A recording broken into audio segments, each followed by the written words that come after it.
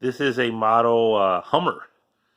My mother always liked these cars. I got a lot of them growing up, and it's fascinating because it's like the most anti-environmental vehicle you can get in a lot of ways from its image and its symbolism. Arnold Schwarzenegger. He drove the first consumer one. He drove the demand.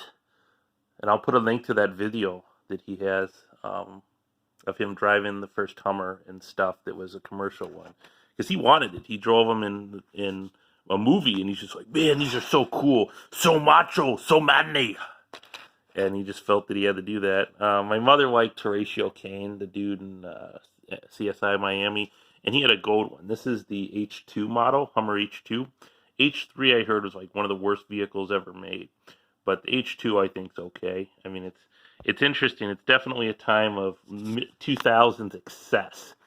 You can see like, hey man, I got my 179 section tax write-off on this for a new vehicle, and it's a big ass SUV, and it looks intimidating. It's like, vroom, vroom, vroom, kick some ass, vroom, vroom, vroom, got that look to it, you know?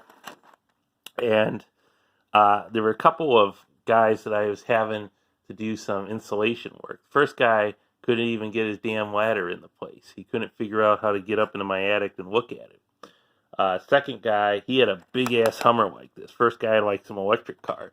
He just whips this ladder he has out of it, goes up there, boom, boom, boom, going up the stairs, uses the assessor's tax information, looks in there, is like, yeah, you get about R11 now for your attic installation. We can bump it up to R49, and it wasn't that bad. I was kind of on the fence at R60, but I just read the return on investment for that differential wasn't really worth it. But anyhow, you get shit done in a Hummer, I guess is the point that I'm making with this. I just like the aesthetic of the back, the roof thing.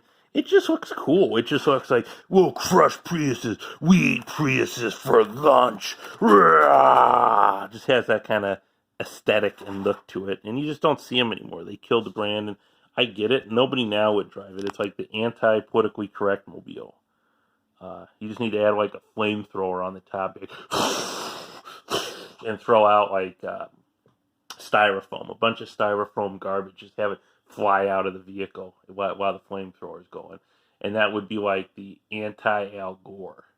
You know, it's an inconvenient truth that this is a vehicle for death and destruction.